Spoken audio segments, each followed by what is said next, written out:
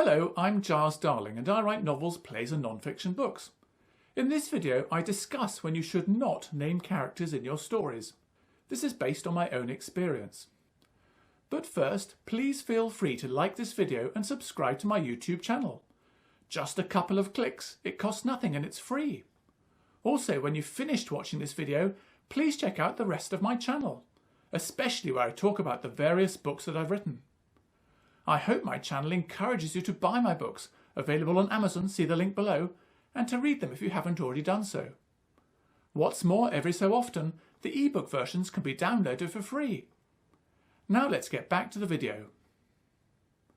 I recently read a novel about a female detective where, during a flashback in an early chapter, an ex-boyfriend of hers was described in detail. The story used this past failed relationship to explain why the detective now couldn't trust anyone. In the book, this ex-boyfriend was given a name.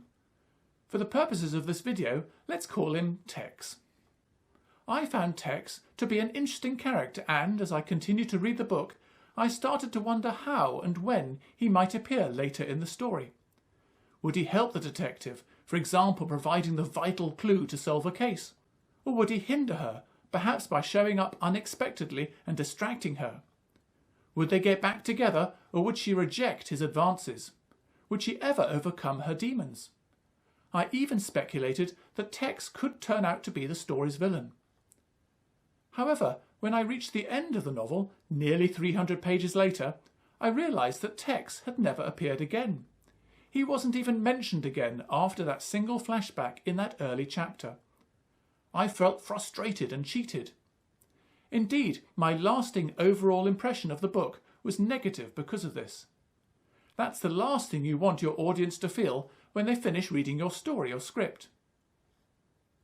I then started to consider why I felt cheated. In my opinion, there were two reasons.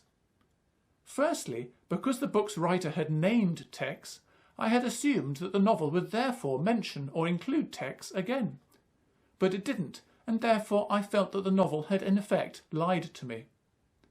Secondly, I'd spent time and effort imagining how Tex could reappear later in the novel, as I've already mentioned. However, I needn't have bothered. It was a waste of my time, energy and mental effort. Again, I felt cheated. Therefore, in conclusion, I would probably have liked the novel more if it had simply described Tex in that flashback as a former boyfriend, without naming him.